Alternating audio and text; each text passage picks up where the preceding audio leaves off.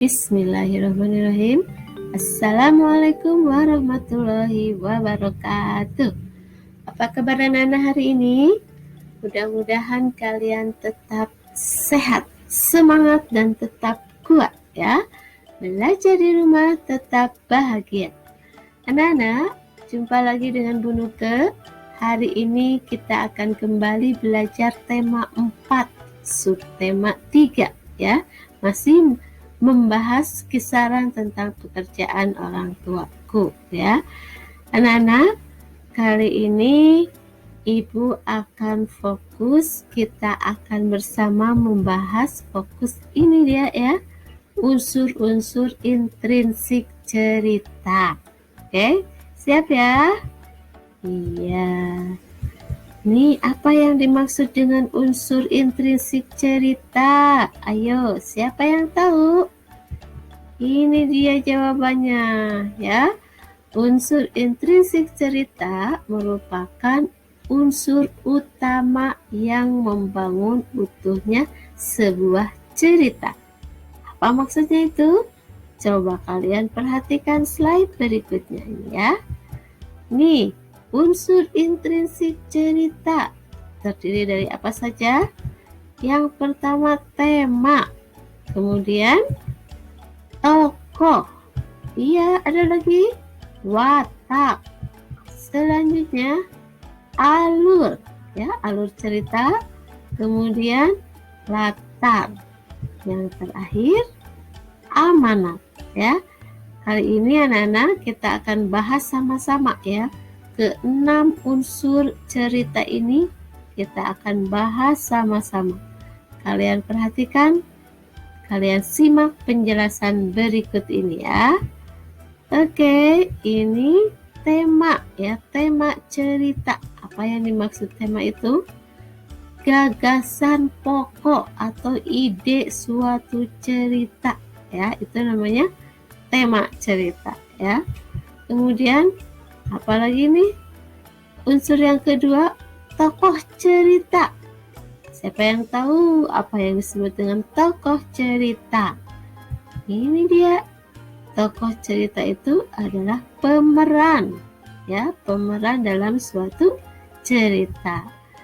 Nah, tokoh cerita ini ada yang disebut dengan tokoh utama, ada juga yang disebut tokoh pembantu atau tokoh figuran ya.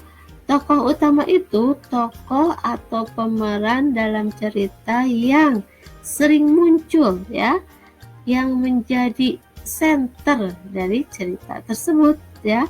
Kalau tokoh pembantu yang melengkapi cerita tersebut ya. Ingat seperti itu ya, dilihat dari perannya, ada tokoh utama, ada tokoh pembantu atau tokoh figuran ya. Selanjutnya kalian perhatikan slide berikutnya, watak tokoh. Pasti yang disebut watak tokoh ya ini ya, sifat yang dimiliki tokoh dalam cerita tersebut. Itu jadi watak itu adalah sifat ya. Watak tokoh itu sifat yang dimiliki tokoh dalam cerita tersebut. Nah, sifat ini ada yang protagonis, ada juga yang antagonis, ada yang tritagonis. Apa bedanya? Insya Allah tahu ya. Protagonis merupakan sifat watak tokoh yang memiliki karakter baik ya. Ini biasanya dimiliki oleh tokoh utama ya, protagonis. Kemudian kalau antagonis itu lawan dari protagonis.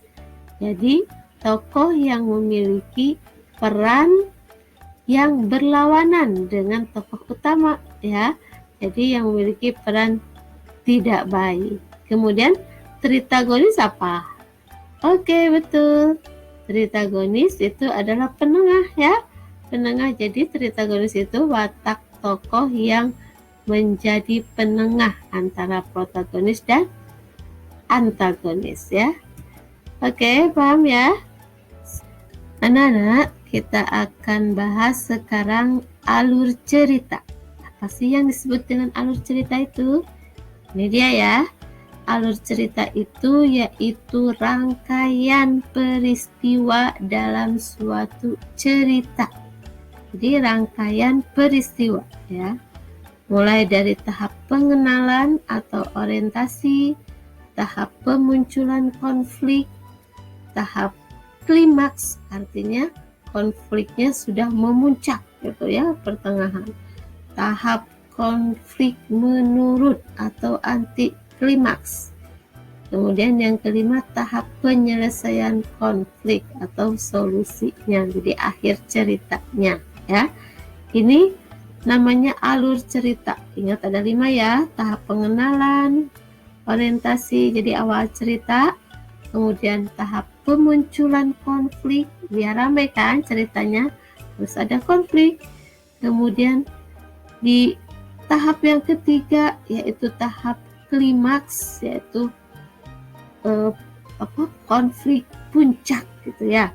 Kemudian di tahap selanjutnya tahap konflik menurun. Ini sudah mulai menurun ya suasananya, atau disebut anti klimaks.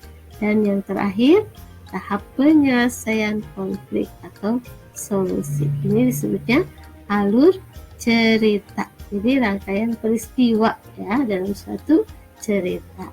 Oke. Anak-anak, kita bahas sekarang latar cerita. Apa yang disebut dengan latar cerita? Perhatikan ya.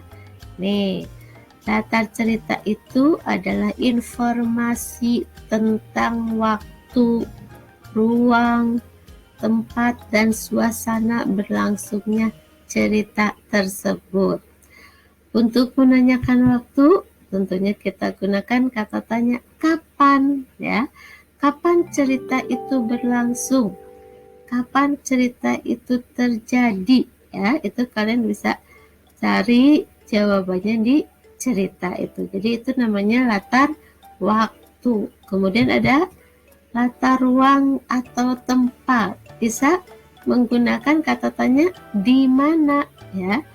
Di mana cerita itu terjadi? Apakah di desa atau di suatu kerajaan ya, dan lain-lain. Kemudian yang ketiga, untuk menanyakan latar suasana kita gunakan bagaimana. Kata tanyanya bagaimana. Bagaimana saat itu? Apakah suasananya mencekam atau menyenangkan dan lain-lain ya. Itu namanya latar cerita. Jadi latar cerita ada 3 ya. Latar waktu, latar tempat, dan latar suasana ya. Oke, selanjutnya ini perhatikan amanat ya. Amanat cerita. Apa yang disebut dengan amanat cerita itu? Pesan moral atau nasihat yang ingin disampaikan penulis atau pengarang cerita tersebut kepada pembaca ya. Jadi amanat itu ada pesan moral atau nasihat ya. Pesan moral atau nasihat yang ingin disampaikan penulis kepada pembaca. Nah, ini contohnya ya.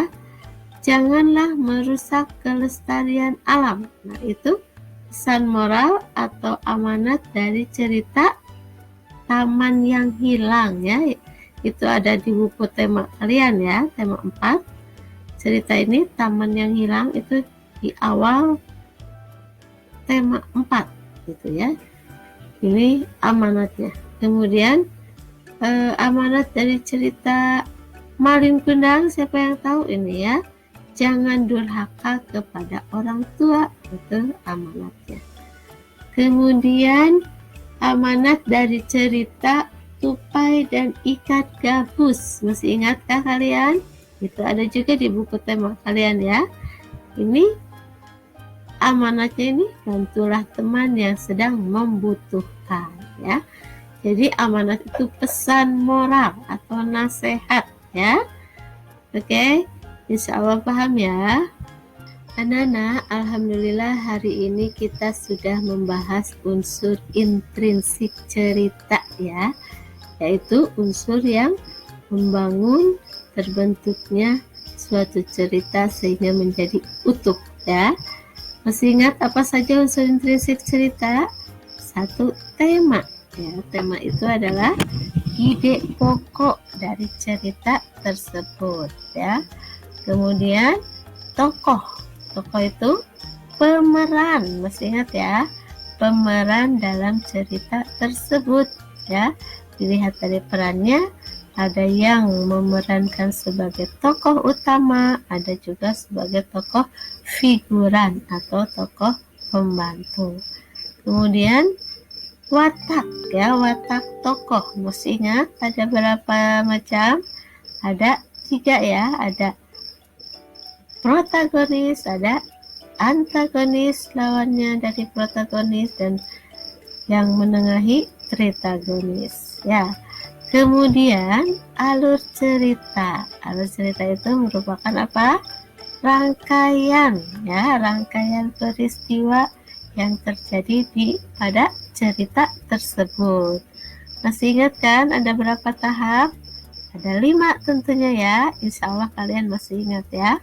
Tahap pertama yaitu tahap pengenalan, kemudian tahap kedua munculnya konflik, yang ketiga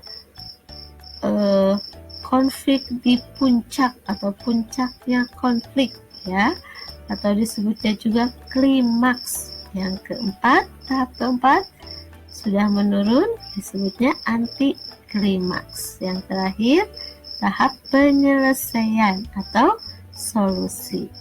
Kemudian ini kita juga sudah belajar tentang latar ya, salah satu unsur intrinsik cerita. Latar itu informasi tentang waktu, suasana, dan tempat ya, waktu, suasana, dan tempat terjadinya peristiwa tersebut atau cerita tersebut. Dan yang terakhir kita bahas tadi tentang amanat. Amanat juga merupakan salah satu unsur intrinsik cerita. Amanat ini maksudnya apa? Masih ingat? Insya Allah masih ya. Pesan moral yang ingin disampaikan oleh penulis atau nasihat yang ingin disampaikan oleh penulis kepada pembaca. Gitu ya, anak-anak. Itu saja pembelajaran kita kali ini. Mudah-mudahan kalian paham, mudah-mudahan bermanfaat. Terima kasih. Mudah-mudahan kalian tetap sehat ya.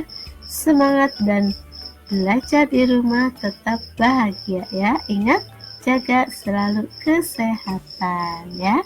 Terima kasih anak-anak. Selamat belajar, selamat mendapatkan ilmu baru. Terima kasih. Wassalamualaikum warahmatullahi wabarakatuh.